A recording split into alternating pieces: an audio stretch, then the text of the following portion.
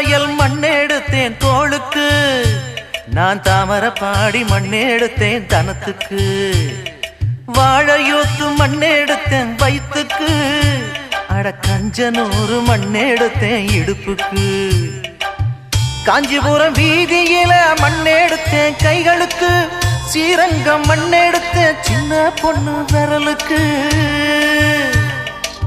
பட்டுக்கோட்டை ஓடையில மண்ணெடுத்தேன் காலுக்கு, பாஞ்சாலம் குறிச்சியில மண்ணெடுத்தேன் நகத்துக்கு.